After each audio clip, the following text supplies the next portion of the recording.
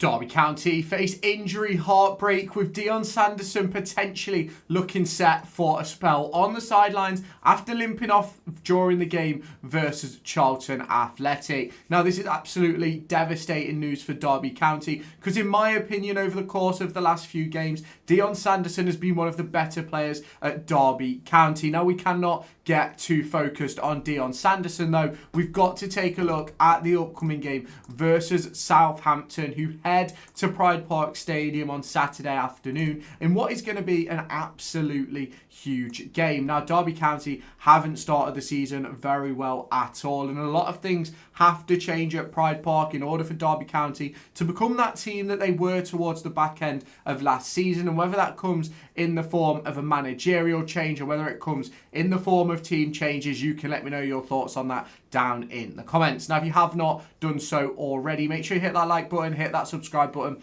and turn on that notification bell. But shall we get into taking a look at Derby County versus Southampton? Head on over to raffle.com, linked down in the description, so that you can get yourselves into the raffle to win 2 Derby County home tickets or a 2025-26 DCFC kit of your choice. Tickets start at just £1 per ticket, with a range of different bundles available to you, where you can buy 2 tickets, get 2 free, 5 tickets, get 5 free, 10 tickets to get 10 free, and 15 tickets for 15 free. All you need to do is head on over to Derby County's website, get yourself a fan ID. So if you are the winner of this raffle, I can send you over those tickets. And all you have to do is enter a question just a little bit about Jamie Carragher and what club he played at for his entire career. So if you haven't done so already, head on over to raffle.com, linked in the description, so that you can join the raffle for 2 Derby County home tickets or a 2025-26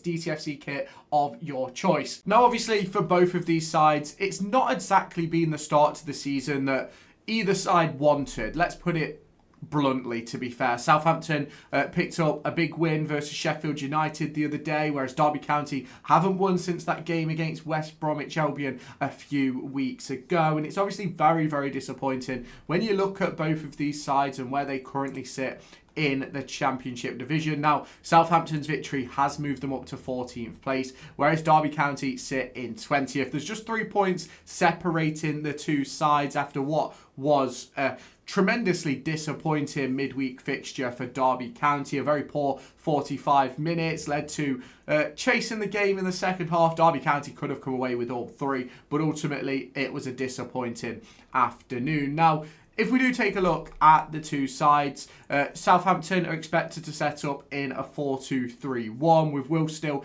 as the manager. Not quite got the Southampton fans on board yet, but he's certainly heading in that direction. McCarthy in goal, Manning on the left, Edwards on the right, Wood and Karashi as the 2 central defenders. Yanda and Charles as the midfield 2, with Fellows, Azaz and Armstrong as your front 3. Stewart leading the line for Southampton. It's going to be interesting to see how Derby try and combat this. I do think there's a possibility Derby will revert to the back 3 heading into this weekend, but obviously you can let me know your thoughts on that down in the comments. Now, if we look at Derby County's side and sort of how they've been playing over recent weeks, we've sort of moved from a 3-5-2 to a 3-4-3, back to a 4-3-3, 4-2-3-1 type system, and ultimately, in my opinion, it's not working. I think on Tuesday, whatever night it was, Derby County played a 4-4-2 kind of vibe, and I don't really think it was that good. And it looked Zetterstrom in goal, Johnston at right back, Sanderson and Clark as the centre halves, with Callum Elder on the left, a midfield 2 of Travis and Adams, a 3 ahead of that of Diaz, Morris and Clark, and then Patrick Agyemang leading the line. Now, don't get me wrong, I'm not saying Derby County can't play that system. I just don't think the personnel was correct. For me, I think Clark has got to play centrally, and I think you either play one of Morris or Agyemang, and for me, you've got to go with Morris. Started the season tremendously. We've then sort of brought Agyemang in, and to be completely honest, I think it's sort of really hindered Carlton Morris and his performance and what he can actually do for the club, in my personal opinion, but obviously that's a discussion to be had. Ibu Adams has been dragged in the last couple of games for David Ozo at half-time, and I think he won't be starting this weekend, but obviously that's a question for the rest of you. And if Dion Sanderson is injured, who's going to step into that centre-back role? Are we going to bring in Craig Forsyth, Danny Bart? Are we going to go to a back three and bring in Ryan Niambi on the right side and bring in one of Fozzie or Bart as well? What changes are going to be made? There's a lot of discussions to be had. If we do talk about Derby County's injury situation, though, Corey Blackett-Taylor, Owen Beck, Rhian Brewster and Sondre Langas are all expected to miss out of this game.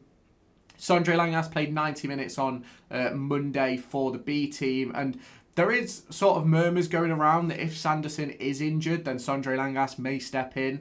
But I just think if we do see Sondre Langas in the first team, I think we've got some huge problems with that of the management, and I think that while, yes, we're not playing great, I don't think it's worth risking one of our best players. I'd rather have Langas available for 35 games than play him on Saturday and ultimately lose him for the next few months if that potentially happened, and that's sort of the problem that faces us. We'll also be without Curtis Nelson and Liam Thompson. Thompson isn't expected back for another month or so. Curtis Nelson won't be within the first team till at minimum January as a result of being unregistered. In terms of Southampton, Samuel Edozie and Wellington are expected to miss this one out. Edozie is just doubtful he could be involved, whereas Wellington is expected to be out until mid-October. Now, some really good players in this Southampton side. Harwood Bellis, you look at Mads Rosalev, you look at Flynn Downs, you look at Cameron Archer. Jay Robinson is a player who's taken a step up over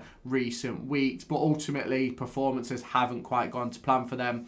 It's 2 draws, 2 defeats and 1 win in the last 5. For Derby County, it's 3 draws, 1 defeat and 1 win. Ultimately, it's not been great for either side. Now, what we do need to take a look at here is home and away form. Derby County's home form: 4 games played, 2 draws, 2 defeats, 5 goals scored, 8 conceded, 2 points on the board. Whereas we look at Southampton's home form: 4 games, 1 win, 2 draws, 1 defeat, 4 goals scored, 4 goals conceded, 5 points on the board. But what's important is the away form. Southampton: 1 win, 2 draws, 1 defeat, 6 goals scored, 7 conceded, 5 points on the board, which is exactly the same as Derby, right? But the problem that we have is that Southampton are a better team than Derby. They've got a better squad. Ultimately, they're in a much better position. Will they be able to secure 3 points this weekend? I'm not entirely sure. But what is certain is that whereas Southampton have massively underperformed and they should be sitting second in the division right now, Derby County are currently overperforming and they should be sat rock bottom of the table. Now, it's really disappointing to discuss that, but that is just part and parcel of football. Now, Derby County and Southampton haven't gone head-to-head in a competitive fixture since 2019 when they drew 2-2 away from home and 2-2 at home. Derby County, I believe, went on to win on penalties. I think it was 5-3 in the end, although I'm not entirely sure. This was back, I think it was under Frank Lampard, if I remember correctly. Derby County were an unbelievable side. I think Harry Wilson scored on that away day. But if we do look at the record, we go back to 2011, a draw between Derby County and Southampton. You then go 2012, Southampton battered Derby 4-0. The next game then isn't until a friendly in 2018 where Derby County were 3-0 victors, and then the 2-2 draws, which I discussed. And then we head to Pride Park this Saturday, which is going to be a huge fixture for Derby County, and hopefully Dion Sanderson is available. If you have not done so already, make sure you hit that like button, hit that subscribe button and turn on that notification bell. Let me know your thoughts down in the comments and I'll catch you in the next one. Bye bye guys. Head on over to raffle.com, linked down in the description, so that you can get yourselves into the raffle to win 2 Derby County home tickets or a 2025-26 DCFC kit of your choice. Tickets start at just £1 per ticket with a range of different bundles available to you where you can buy 2 tickets, get 2 free, 5 tickets, get 5 free, 10 tickets to get 10 free, and 15 tickets for 15 free. All you need to do is head on over to Derby County's website, get yourself a fan ID. So if you are the winner of this raffle, I can send you over those tickets, and all you have to do is enter a question just a little bit about Jamie Carragher and what club he played at for his entire career. So if you haven't done so already, head on over to raffle.com, linked in the description, so that you can join the raffle for 2 Derby County home tickets or a 2025-26 DCFC kit of your choice.